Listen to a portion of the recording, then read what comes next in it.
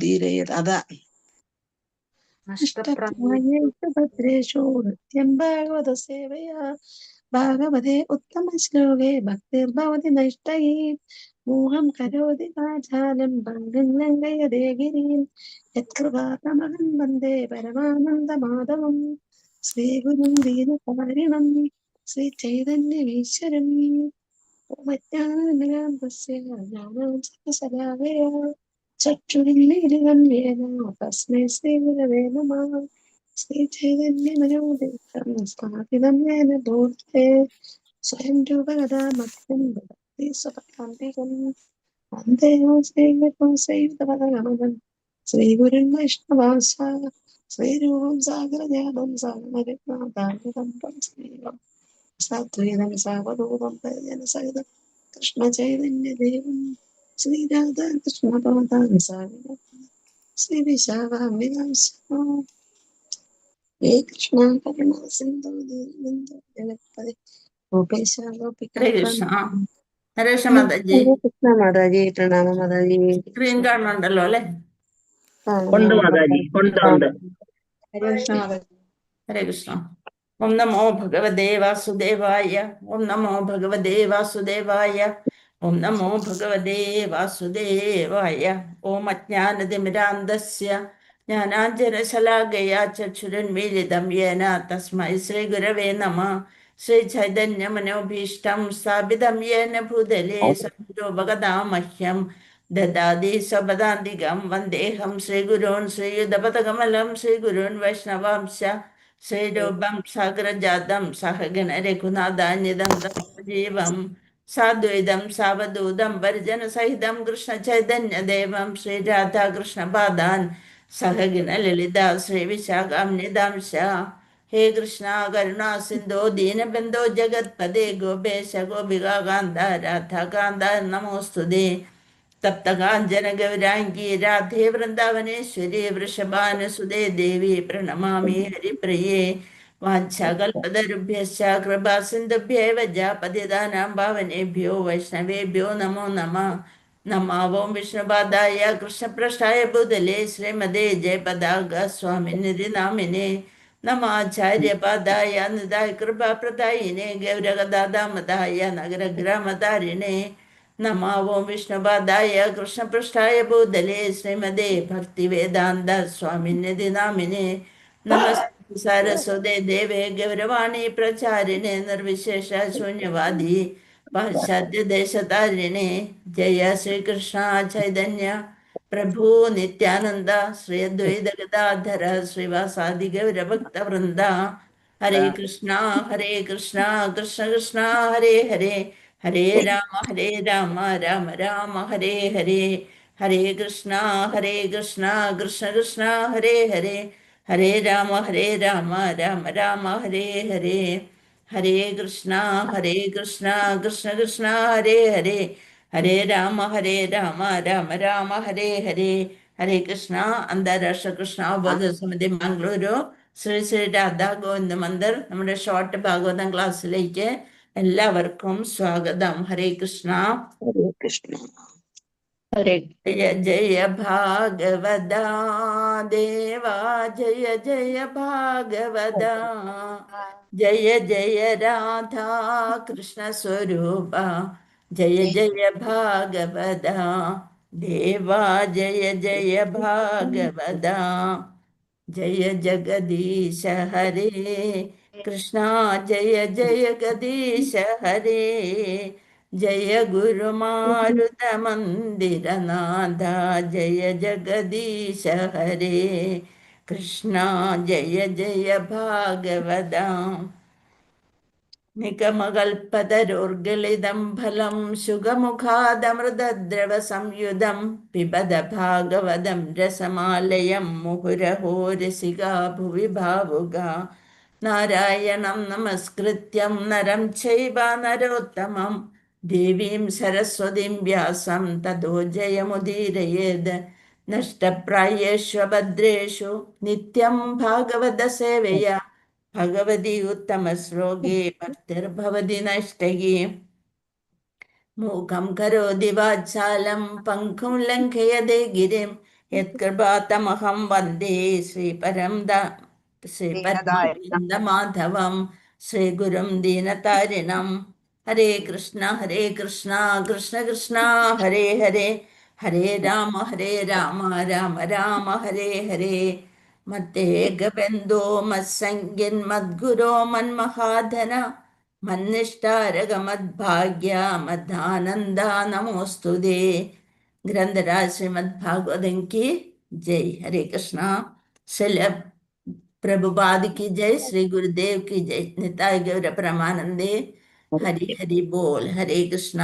നമ്മൾ ഇന്ന് നോക്കാൻ പോണത്, ഇന്നലെ കുറച്ചൊരു ബുദ്ധിമുട്ട് പറഞ്ഞു, രണ്ടാമത്തെ ശ്ലോകം ഒന്നും കൂടി അതൊന്ന് നോക്കാം. ഹരേ കൃഷ്ണ.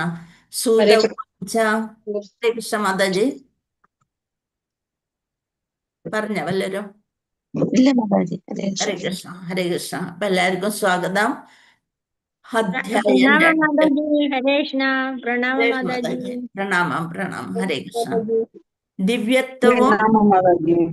ദിവ്യത്വവും ദിവ്യസേവനവും എന്ന അധ്യായത്തിലെ രണ്ടാമത്തെ ശ്ലോകമാണ് നമ്മൾ നോക്കാൻ പോണത്. സൂത ഉവാച. ഇന്നലെ കുറച്ച് പറഞ്ഞതാണ്. യം പ്രവ്രജന്തമനുഭേദമഭേദകൃത്യം ദ്വൈപായനോ വിരഹകാദര ആജുഹാവ പുത്രേതി തന്മയതയാ തരവോഭിനേദുസ്തം സർവഭൂതഹൃദയം മുനിമാനദോസ്മി. യം പ്രവ്രജന്തമനുഭേദമഭേദകൃത്യം ദ്വൈപായനോ വിരഹകാദര ആജുഹാവ പുത്രേതി തന്മയതയാ തരവോഭിനേദുസ്തം സർവഭൂതഹൃദയം മുനിമാനദോസ്മി. ഇന്നലെ പറഞ്ഞാണ് സൂതഗോസ്വാമി അല്ലെ. സൂതഗോസ്വാമിയുടെ ശരിക്കുള്ള പേരെന്താ പറഞ്ഞത്? ഇന്നലെ പറഞ്ഞത് ഓർമ്മയുണ്ട?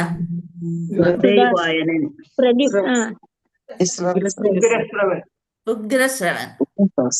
ദ്വൈപായന മഹർഷി ആരാണ്? വ്യാസദേവന്റെ പേരാണ് കൃഷ്ണ ദ്വൈപായനൻ. കൃഷ്ണ ദ്വൈപായനൻ വ്യാസദേവനാണ്. യം പ്രവ്രജന്തമനുഭേദമഭേദകൃത്യം ദ്വൈപായനോ വിരഹകാദര ആജുഹാവ.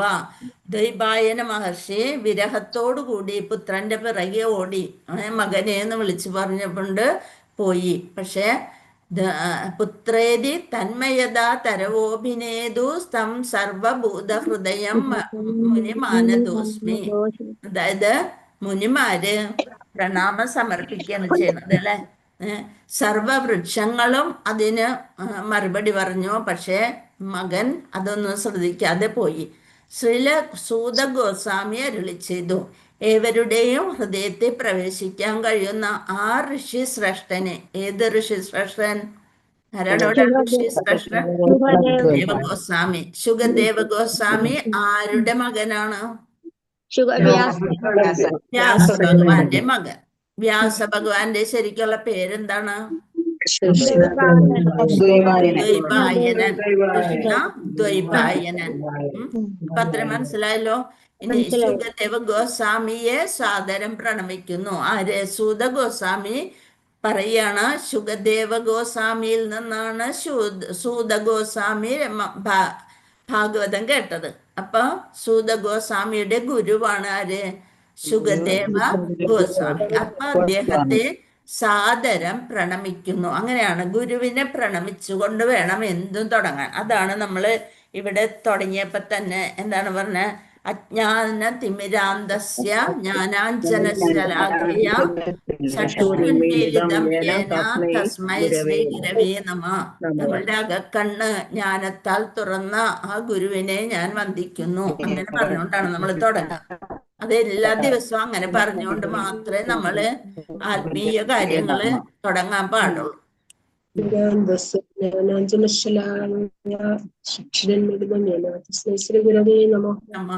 ഇനി ഇവിടെ നോക്ക്.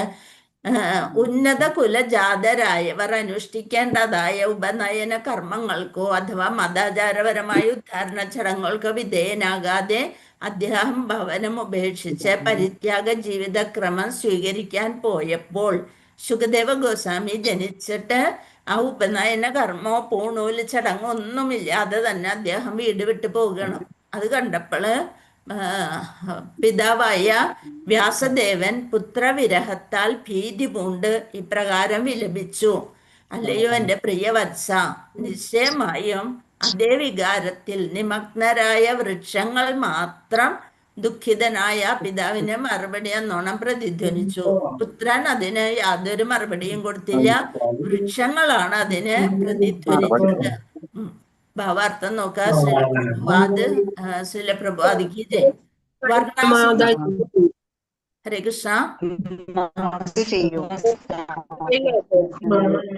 എല്ലാരും മ്യൂട്ട് ചെയ്ത് വെക്കണേ. മാതാജി കുറച്ചു പേരൊന്നും മ്യൂട്ട് ചെയ്തിട്ടില്ല, അതുകൊണ്ട് ഭയങ്കര ഡിസ്റ്റർബൻസാ. എല്ലാരും മ്യൂട്ട്. വസ്ത മാതാജി എല്ലാരും മ്യൂട്ട് ചെയ്ത് വെച്ചോ. വർണ്ണാശ്രമ സ്ഥാപനങ്ങൾ തങ്ങളുടെ അനുയായികൾ അനുഷ്ഠിക്കേണ്ടതായ നിരവധി കർമ്മങ്ങൾ നിർദ്ദേശിക്കുന്നു. വേദം അഭ്യസനം ആഗ്രഹിക്കുന്ന വർണ്ണാശ്രമ അനുവർത്തി നിശ്ചയമായും ഒരു യഥാർത്ഥ ആത്മീയ ആചാര്യനെ സമീപിക്കണം. വേദങ്ങൾ അഭ്യസിക്കുന്നതിന് മുമ്പ് ഒരു ആചാര്യനെ സമീപിക്കണം. അദ്ദേഹത്തിൻ്റെ ശിഷ്യത്വം അഭ്യർത്ഥിക്കേണ്ടതുമാണെന്ന് അത്തരം കർത്തവ്യങ്ങൾ നിർദ്ദേശിക്കുന്നു. നല്ലൊരു ഗുരുവിനെ പ്രാപിക്കണം, അദ്ദേഹത്തിൻ്റെ ശിഷ്യനായിരിക്കണം. അതിനുശേഷം എന്ത് ചെയ്യണം? അപ്പൊ ആ ആത്മീയ ആചാര്യന് തോന്നണം ഈ ശിഷ്യന് വേദം അഭ്യസിക്കാനുള്ള സമയം, ജ്ഞാനമുണ്ട് എന്ന് തോന്നുമ്പോൾ മാത്രമാണ് വേദം അഭ്യസിപ്പിക്കുക. വേദാഭ്യസനത്തിന് യോഗ്യനാണെന്നതിനുള്ള അടയാളമാകുന്നു പൂണൂല്. അപ്പോഴാണ് പൂണൂൽ ചടങ്ങ് നടത്തുക. അങ്ങനെ പൂണൂലൊരു ഇപ്പോഴൊക്കെ നമ്മുടെ അടുത്തൊക്കെ 11-12 വയസ്സാകുമ്പോൾ പൂണൂല് ഇടണ ചടങ്ങ് ഒക്കെ ഉണ്ട് അല്ലേ. ജന്മന മുക്താത്മാവാകിയാൽ അത്തരം പവിത്രീകരണ ആചാരങ്ങൾക്ക് സുഖദേവ ഗോസ്വാമി വിധേയനായില്ല. അദ്ദേഹം ജനിച്ചപ്പോൾ തന്നെ എങ്ങനെയുള്ള ആളായിരുന്നു? നമ്മളൊക്കെ ബദ്ധാത്മാവാണ്, അദ്ദേഹം മുക്താത്മാവായിരുന്നു. അപ്പൊ അതുകൊണ്ട് പൂണൂൽ ചടങ്ങൊന്നും ആവശ്യമില്ല. സാധാരണ സാമാന്യ ജീവസത്തയായി ജനിക്കുന്ന ഒരു മനുഷ്യൻ പവിത്രീകരണ ചടങ്ങുകൾക്ക് വിധേയനായ ശേഷമാണ് 2ാം ജന്മം എടുക്കുന്നത്. ജനിക്കുമ്പോൾ എല്ലാവരെയും ശൂദ്രർ എന്നാണ് പറയുക. അത് കഴിഞ്ഞ് 2ാമത്തെ ഒരു ഇതാവുമ്പോഴാണ് ദ്വിജനായിത്തീരുക. ഒരു ബ്രാഹ്മണന്റെ പൂണൂൽ കർമ്മമൊക്കെ നടത്തി വേദ അഭ്യസനത്തെ ഏത് ബ്രാഹ്മണ കുലത്തിൽ ജനിച്ചാലും ജനിക്കുമ്പോൾ എല്ലാവരും ശൂദ്രരാണെന്നാണ് പറയുക. അതിനുശേഷം അവരുടെ പവിത്രീകരണ ചടങ്ങിനാണ് പൂണൂൽ ചടങ്ങെന്ന് പറയുക. അങ്ങനെ പൂണൂൽ പവിത്രീകരണ ചടങ്ങുകൾക്ക് വിധേയനായ ശേഷമാണ് 2ാം ജന്മം എടുക്കുന്നത്, അഥവാ ദ്വിജൻ. ദ്വിജൻ എന്ന് വെച്ചാൽ 2ാമത്തെ ജന്മം. എപ്പോഴാണോ ഒരാൾ നവചൈതന്യം ദർശിച്ച്, അപ്പോൾ അവർക്ക് എന്ത് വേണം? ഉള്ളിൽ നിന്നൊരു ആത്മചൈതന്യം കിട്ടും.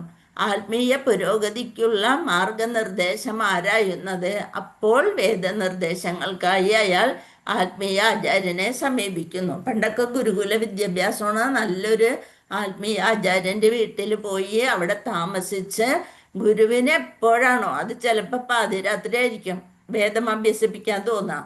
ഈ ശിഷ്യൻ്റെ മനോഗതി എല്ലാം ആചാര്യൻ മനസ്സിലാക്കിയതിന് ശേഷം ഈ ശിഷ്യനാവാനായിട്ട് യോഗ്യത ഉണ്ടെന്ന് കാണുമ്പോൾ മാത്രമാണ് വേദം അഭ്യസിപ്പിച്ചു കൊടുക്കുക. അതേവരെ ആ വീട്ടിലെ സകല ജോലികളും ചെയ്യിപ്പിക്കും. എല്ലാം ഗുരുവിൻ്റെ ഭാര്യയെ അതേപോലെ പെരുമാറി അവർക്കൊക്കെ വേണ്ടതെല്ലാം ചെയ്ത് അങ്ങനെ എല്ലാ ജോലികളും ചെയ്ത് ഗുരുവിൻ്റെ വീട്ടിൽ താമസിച്ചുകൊണ്ട് ഗുരുവിന് തോന്നും ഈ ശിഷ്യന് വേദം അഭ്യസിച്ചു കൊടുക്കാനുള്ള യോഗ്യത കിട്ടി എന്ന് അറിയുമ്പോൾ മാത്രമാണ് വേദം അഭ്യസിപ്പിച്ചു കൊടുക്കുക. പക്ഷേ നമ്മുടെ സുഖദേവ ഗോസ്വാമിക്ക് അതിൻ്റെ ഒന്നും ആവശ്യമില്ല. അദ്ദേഹം എല്ലാം ഭാഗവതം സ്വന്തം അച്ഛനിൽ നിന്ന് തന്നെ ഗ്രഹിച്ചു. ഗർഭത്തിൽ കിടന്നുകൊണ്ട് നാരദ മഹർഷിയിൽ നിന്ന് ഗ്രഹിച്ചു. അങ്ങനെ എല്ലാം തികഞ്ഞ മുക്താത്മാവ്. അങ്ങനെയുള്ളവരൊക്കെ എന്താ പറയുക? മുക്താത്മാവ് എന്ന് പറയും. അങ്ങനെ ദ്വിജനായിത്തീരുന്നു. ദ്വിജനായി യോഗ്യത ആർജിച്ച ശേഷം വേദാഭ്യസനം ആരംഭിക്കാം. വേദനിപുണനായ ശേഷം, വേദത്തിൽ പാണ്ഡിത്യം വരുന്നു കഴിയുമ്പോഴാണ് വേദനിപുണൻ എന്ന് പറയാം.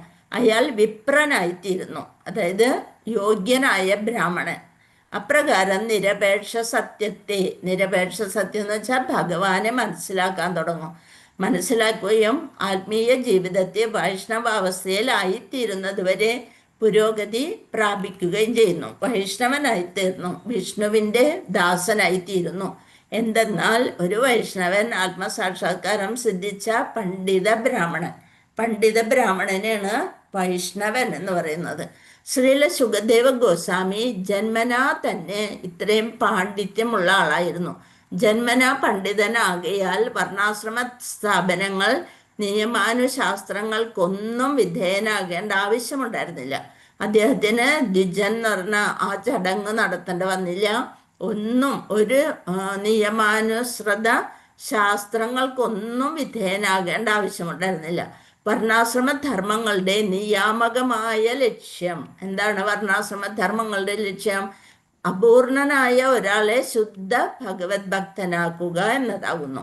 ഒരു ഉത്തമ വൈഷ്ണവനാലോ ഉത്തമാധികാരി വൈഷ്ണവനായാലോ, നമ്മൾ ഭഗവത്ഗീതയൊക്കെ പഠിച്ചപ്പോഴേ അല്ലെന്നുണ്ടെങ്കിൽ ഉപദേശാമൃതം ഈശോപനിഷത്തൊക്കെ പഠിച്ചപ്പോഴേ ഉത്തമാധികാരി, കനിഷ്ഠാധികാരി, മധ്യമാധികാരി ഇതൊക്കെ പഠിച്ചാണ്.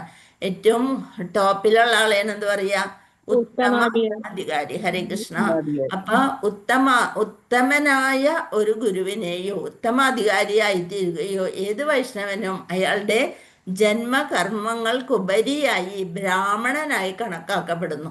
അപ്പൊ അദ്ദേഹം ഒരു ഉത്തമ വൈഷ്ണവനാലോ ഉത്തമാധികാരി വൈഷ്ണവനാലോ അംഗീകരിക്കപ്പെട്ട ഏത് വൈഷ്ണവനും അയാളുടെ ജന്മകർമ്മങ്ങൾക്കുപരിയായി ജന്മത്തിൽ ഒരു വൈശ്യനായിട്ടോ ശൂദ്രനായിട്ടോ ജനിച്ചാലും അദ്ദേഹത്തിൻ്റെ കർമ്മങ്ങൾക്കുപരിയായി അതിനെല്ലാം ഉപരിയായിട്ട് ബ്രാഹ്മണനായി കണക്കാക്കപ്പെടുന്നു. ഈ തത്വത്തെ ശ്രീ ചൈതന്യ മഹാപ്രഭു സ്വീകരിക്കുകയും മുഹമ്മദീയ കുടുംബാംഗമായ ഹരിദാസ് ഠാക്കൂർ ഒരു മുഹമ്മദീയനായിരുന്നു. എന്നിട്ടും ചൈതന്യ മഹാപ്രഭു, ആരാണ് ചൈതന്യ മഹാപ്രഭു? ഭഗവാൻ ശ്രീകൃഷ്ണൻ കലിയുഗത്തില് രഹസ്യാവതാരമായിട്ട് വന്ന് നമ്മളുടെ എന്താണ് നാമസങ്കീർത്തനമൊക്കെ പ്രചരിപ്പിക്കാൻ വേണ്ടിയിട്ട് വന്നതാണ്. അപ്പൊ അദ്ദേഹം ഇങ്ങനെയുള്ള കാര്യങ്ങൾ പണ്ടൊക്കെ എങ്ങനെയായിരുന്നു? ബ്രാഹ്മണർക്ക് മാത്രമേ വേദങ്ങൾ പഠിക്കാനായിട്ട് അർഹതയുള്ളൂ, വേറെ ഒരാളും. ഇപ്പൊ അങ്ങനെയൊന്നുമില്ല. അമ്പലങ്ങളിലൊക്കെ ഏത് വർണ്ണാശ്രമത്തിലുള്ളവർക്കും പൂജാരിമാരാകാം. പണ്ടൊന്നും അങ്ങനല്ല, ആ ഭാഗത്തേക്ക് കടക്കാനേ പാടില്ല. താഴ്ന്ന കുലത്തിലുള്ളവരൊന്നും വരണില്ല.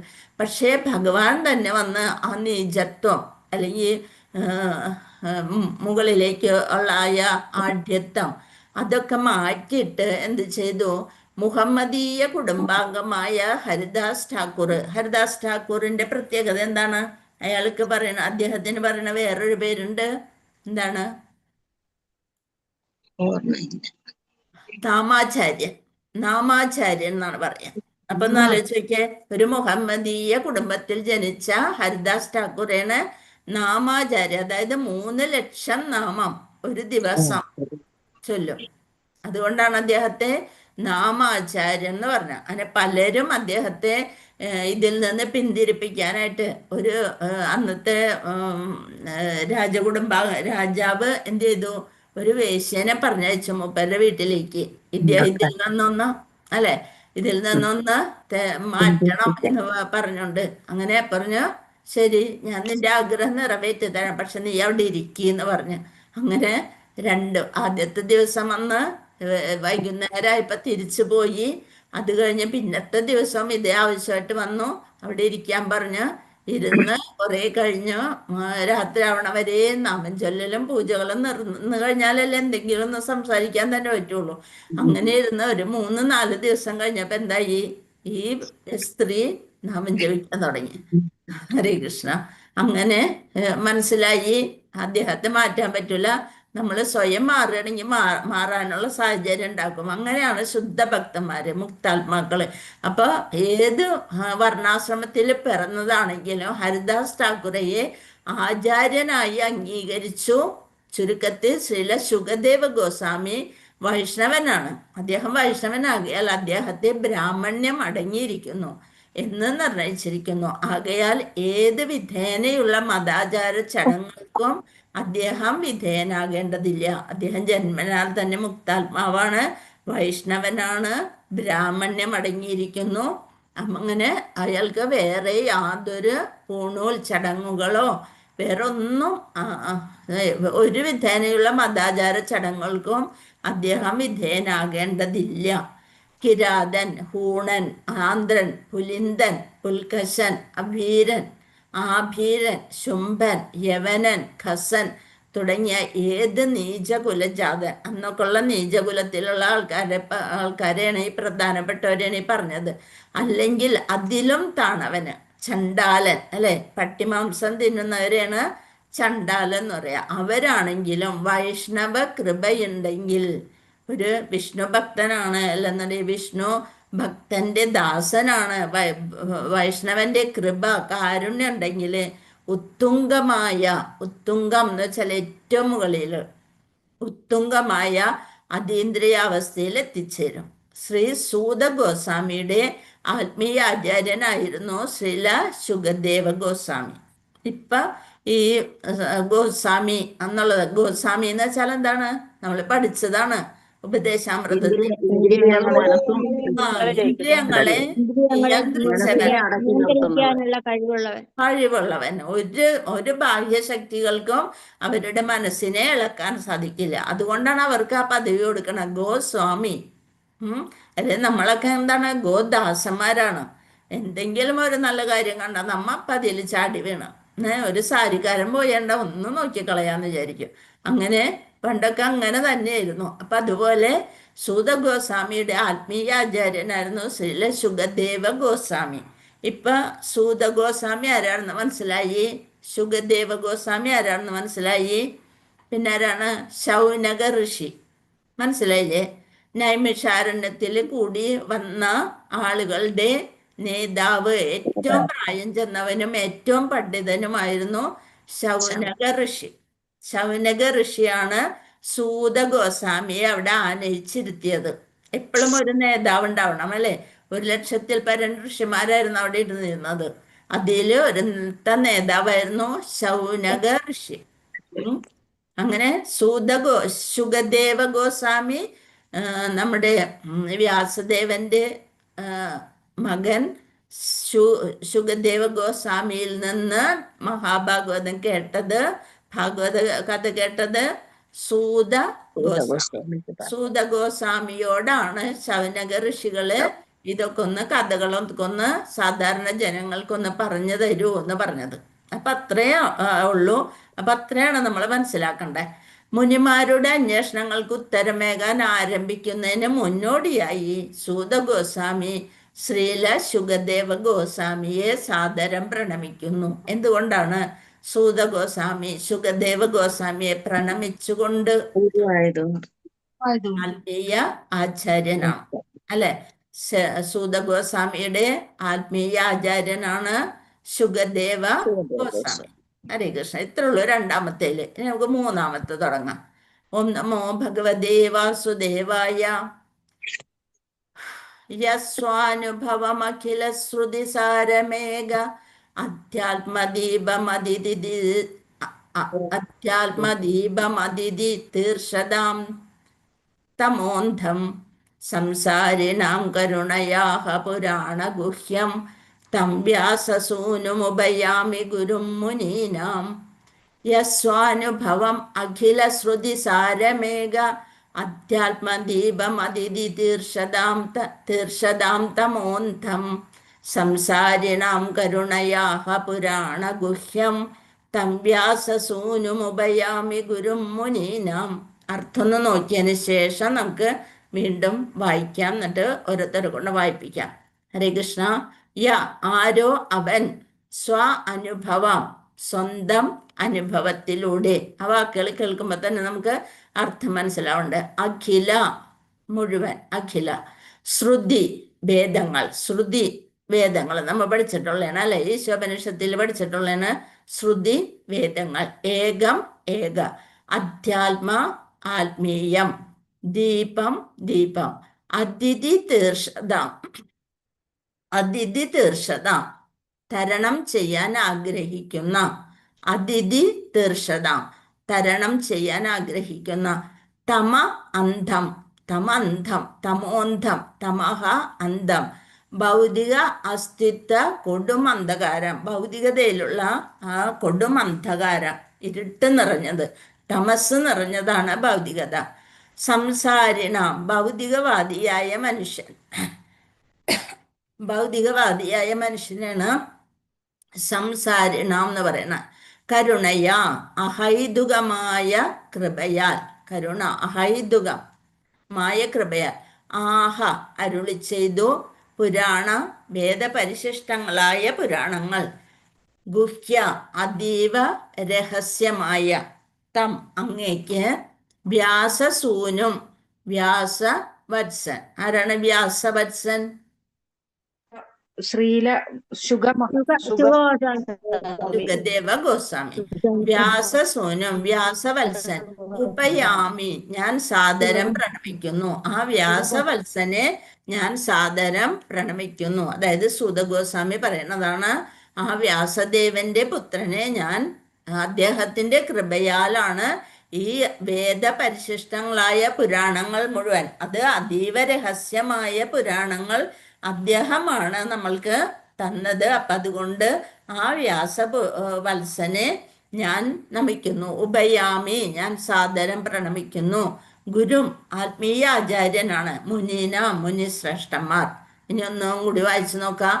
യപ്സാനുഭവമഖില ശ്രുതി സാരമേഘ അധ്യാത്മദീപമതിഥി തീർഷതാം തമോന്ധം സംസാരിണാം കരുണയാഹ പുരാണ ഗുഹ്യം തം വ്യാസസൂനുമുപയാമി ഗുരും മുനീനാം. വസ്തമാതാജി ഒന്ന് വായിക്കാം. കൃഷ്ണ മാതാജി. വായിച്ചോളൂ. യസാനുഭാവമഖില ശ്രുതി സാരമേക മധ്യാത്മദീപമതിഥി തീർഷതാം തമോന്തം. അത് വായിക്കുമ്പോള് ശ്രുതിസാരമേഘ അവിടെ നിർത്തുകയാണെങ്കിൽ പിന്നെ എന്തെന്ന് പറയണം? അധ്യാത്മ എന്ന് പറയും. അപ്പം അധ്യാത്മ എന്ന് പറയരുത്, അധ്യാത്മ. അതേസമയം ഒരുമിച്ച് പറയുകയാണെങ്കിൽ യസാനുഭവം അഖില ശ്രുതിസാരമേഘം അധ്യാത്മദീപം അതിഥി തീർഷതാം തമോന്ധം, അങ്ങനെ പറയണം.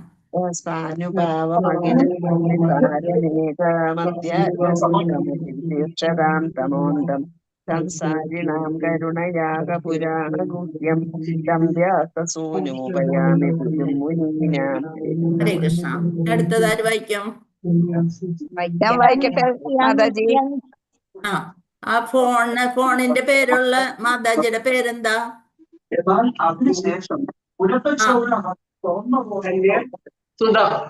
സുധ മാതാജി വായിച്ചോളൂ.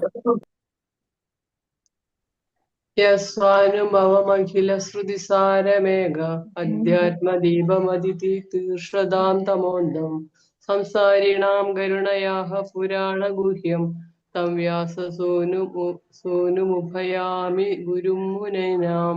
ഹരേ കൃഷ്ണ. ഇനി നമ്മൾക്ക് അതിന്റെ വിവർത്തനം നോക്കാം. ഗിരിജമാതാജിക്ക് വായിക്കണോ? ബാക്കിയുള്ളവരൊക്കെ മ്യൂട്ട് ചെയ്യാം. ഗിരിജമാതാജി വായിച്ചോളൂ. മാറിപ്പോയി, എനിക്കറിയില്ല.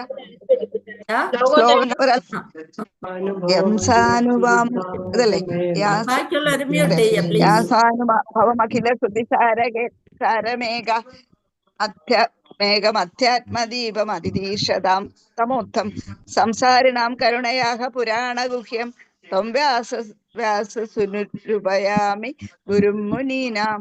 തം വ്യാസസൂനുമുപയാമി ഗുരും മുനീനാം.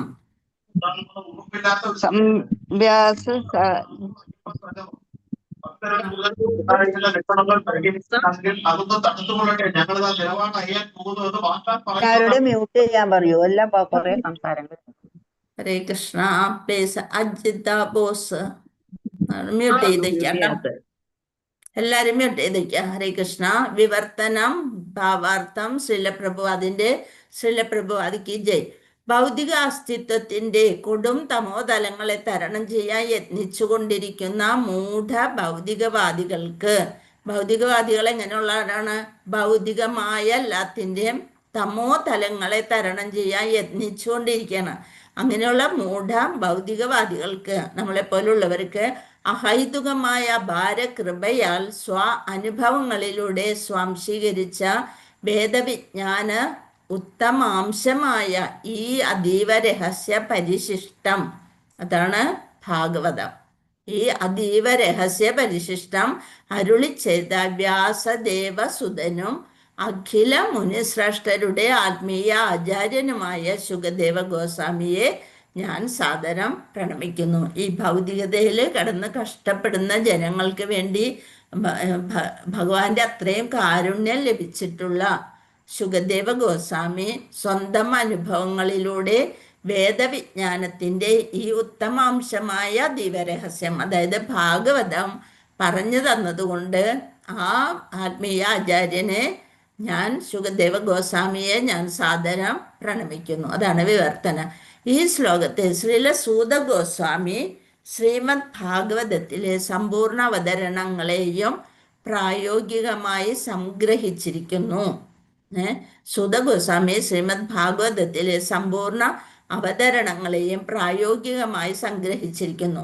വേദാന്ത സൂത്രങ്ങളുടെ സ്വാഭാവികമായ അനുബന്ധ വ്യാഖ്യാനമാണ് ശ്രീമദ് ഭാഗവതം. ശ്രീമദ് ഭാഗവതം എന്ന് പറയുന്നത് വേദാന്ത സൂത്രങ്ങളുടെ സ്വാഭാവികമായ അനുബന്ധ വ്യാഖ്യാനം, അതാണ് ശ്രീമദ് ഭാഗവതം. എല്ലാ വേദങ്ങളും പുരാണങ്ങളും എല്ലാം എഴുതി കഴിഞ്ഞിട്ടും നമ്മുടെ വ്യാസദേവന് സന്തോഷം വരാണ്ടായപ്പോഴാണ് നാരദ മഹർഷി വന്നിട്ട് എന്ത് പറഞ്ഞു, ഇതിൻ്റെ എല്ലാം സാരമായിട്ട് ഭഗവാന്റെ ലീലകളെ പറ്റി, ഭഗവാനെ കുറിച്ച് ഇതുവരെ വർണ്ണിച്ചിട്ടില്ല, അപ്പൊ അതുകൊണ്ട് ഭഗവാന്റെ ലീലകളെ കുറിച്ച് വർണ്ണിക്കാൻ പറഞ്ഞപ്പോഴാണ് ഈ വേദവിജ്ഞാനത്തിന്റെ എല്ലാം ഉത്തമാംശത്തെ വ്യാസഭഗവാൻ ഭാഗവത രൂപത്തിലാക്കിയത്. വ്യാസദേവന രചിക്കപ്പെട്ടതാകുന്നു വേദാന്ത സൂത്രങ്ങൾ അഥവാ ബ്രഹ്മസൂത്രങ്ങൾ. ഈ ഉത്തമാംശത്തിന്റെ സ്വാഭാവിക വ്യാഖ്യാനമാണ് ശ്രീമദ് ഭാഗവതം. എന്താണ് ഭാഗവതം?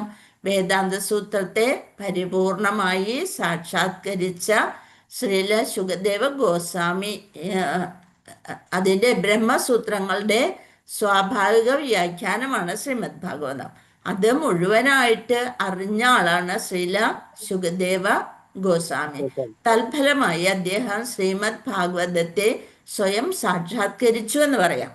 ഭാഗവതവും ഭഗവാനും തമ്മിൽ വ്യത്യാസമില്ലാത്ത പോലെ തന്നെയാണ് ആചാര്യനായ ശുകദേവ ഗോസ്വാമിയും. അജ്ഞതയെ പൂർണ്ണമായും തരണം ചെയ്യാൻ ആഗ്രഹിക്കുന്ന സംഭ്രാന്തരായ ഭൗതികവാദികൾക്ക് മേലുള്ള അദ്ദേഹത്തിൻ്റെ അഹൈതുകമായ കാരുണ്യം പ്രകടിപ്പിക്കാനാണ് ഈ അതീവ രഹസ്യ ജ്ഞാനം ശ്രീല ശുകദേവ ഗോസ്വാമി ആദ്യമായി വിശദീകരിച്ചത്. നമ്മളെപ്പോലെയുള്ള ഭൗതികതയിൽ മുങ്ങിപ്പൊങ്ങുന്ന എന്നാലോ ഭഗവാന്റെ ഒരു നേരിയ കാരുണ്യം ലഭിച്ചിട്ടുണ്ട്, അതങ്ങനെയുള്ള ജനങ്ങൾക്ക് വേണ്ടിയിട്ടാണ് ശുകദേവ ഗോസ്വാമി ഭാഗവതം വിശദീകരിക്കുന്നത്. ഭൗതികവാദിക്ക് സന്തോഷമായി കഴിയാനാകുമെന്ന് തർക്കിക്കുന്നതിൽ യാതൊരു അർത്ഥവുമില്ല. ഭൗതികവാദിക്ക് എല്ലാം ഓരോന്ന് കിട്ടുമ്പോൾ ഇപ്പം നമ്മൾ ഒന്നുമില്ല, ഒരു നിസ്സാര ചെറിയ കുട്ടിയായിരിക്കുമ്പോൾ ഒരു സൈക്കിൾ കിട്ടി, സന്തോഷമായി, ഇനി സൈക്കിൾ മാത്രം മതി എന്നുള്ള മട്ടിയിൽ 2-3 ദിവസം ഭയങ്കരമായിട്ട് അതിനെ തുടച്ച് മിനിക്ക് പുറത്ത് പോലും വെക്കില്ല, അകത്ത് കൊണ്ടുവന്ന് വെച്ച് അങ്ങനെയൊക്കെ ചെയ്തിട്ട് എന്ത് ചെയ്യും? അയ്യോ പോയാ കേൾക്കുന്നുണ്ട്. കേൾക്കണുണ്ടല്ലോ. ആ വന്നല്ലോ, കാണുന്നുണ്ടല്ലോ അല്ലെ. അപ്പൊ എന്താണ്? അസന്തോഷവാനാണ് എപ്പോഴും. അപ്പൊ അത് കഴിഞ്ഞ് ആ സൈക്കിളൊക്കെ കിട്ടിക്കഴിയുമ്പോ കുറച്ച് നാള് കഴിയുമ്പോ ആ സൈക്കിളിനോട് വലിയ കമ്പൊന്നും കാണിക്കൂല. പിന്നെ എന്ത് വേണമെന്ന് പറയും? കുറച്ച് വലുതായി കഴിഞ്ഞ് ഒരു 15-16 വയസ്സാകുമ്പോ അവനെന്ത് വേണം? സ്കൂട്ടർ വേണം എന്ന് പറയും അല്ലെ. അപ്പൊ സ്കൂട്ടറിലായി. ആ സ്കൂട്ടർ നിസ്സാരം ഒരു സെക്കൻഡ് ഹാൻഡ് ആയാലും മതി എന്നുള്ള മട്ടിയിൽ, എന്തായാലും ഒരു സ്കൂട്ടർ കിട്ടിയാൽ മതി എന്നുള്ള മട്ടിയിൽ ഒരു സെക്കൻഡ് ഹാൻഡ് ആയാലും വാങ്ങിച്ചാൽ മതി എന്ന് പറയും. അത് വാങ്ങിച്ചു കഴിയുമ്പോൾ പറയും പുതിയ മോഡല് തരത്തിലുള്ള വലിയ ബൈക്ക് വേണം എന്നുള്ളത്. അപ്പൊ ആണ് ഒന്നിലും ഒരു സന്തോഷം ഉണ്ടാവില്ല. നമ്മൾക്ക് ആദ്യം നമ്മുടെ വീട്ടിൽ ഒരു TV വരുമ്പോൾ നമുക്ക് ഭയങ്കര സന്തോഷമായിരുന്നു അല്ലെ. 6 മണിയാകുമ്പോഴത്തേനും വന്ന് എല്ലാ പണിയും കഴിച്ചു വെച്ചാൽ ടിവിയുടെ മുന്നിലിരിക്കുമായിരുന്നു. പിന്നെ കുറെ നാൾ കഴിഞ്ഞപ്പോൾ അതിൽ നമുക്ക് സന്തോഷമില്ല. അത് മാറി അങ്ങനെ പിന്നെ പുതിയ പുതിയ കാര്യങ്ങളിലായിരിക്കും സന്തോഷം. അപ്പൊ ഭൗതികവാദികൾ അങ്ങനെയാണ്. ഒരു വീട് വേണം എന്ന് വിചാരിക്കും, ആ വീട് ഉണ്ടാക്കുമ്പോഴത്തേനും എന്ത് വിചാരിക്കും? 2 മുറിയും കൂടി ഉണ്ടെങ്കിൽ സൗകര്യമായിരുന്നു, അതിൻ്റെ ഇപ്പുറത്തെ ഒരു പൂജാമുറി വെക്കണമായിരുന്നു, അത് പറ്റിയില്ല. അങ്ങനെ ഓരോരോ ആദ്യം നോക്കുമ്പോൾ അതൊന്നും അല്ല ചിന്ത, നമ്മുടെ സൗകര്യങ്ങൾക്കൊക്കെയാണ് ആദ്യം ഇത് കൊടുക്കുക. ഹരികൃഷ്ണ. അപ്പൊ ഇന്ന് നമുക്ക് സമയമായി എന്ന് തോന്നണ്. ഹരേ കൃഷ്ണ. അല്ലെ, അപ്പൊ ബാക്കിയുള്ള ഭാവാർത്ഥം നമുക്ക് നാളെ നോക്കാം. ഹരേ കൃഷ്ണ. വാഞ്ചകൽപതരുഭ്യശ്ച കൃപാസിന്ധുഭ്യേവ പതിതാനാം പാവനേഭ്യോ വൈഷ്ണവേഭ്യോ നമോ നമഃ. അനന്ത കോടി വൈഷ്ണവ ഭക്തവൃന്ദിക്ക് ജയ്. ശ്രീല പ്രഭുപാദിക്ക് ജയ്. നിതായ ഗൗര പ്രമാനന്ദേ. ഹരി ഹരി ബോൾ. എല്ലാവർക്കും പ്രണാമം. ഹരേ കൃഷ്ണ. പ്രണാമം. ഹരേ കൃഷ്ണ. പ്രണാമം.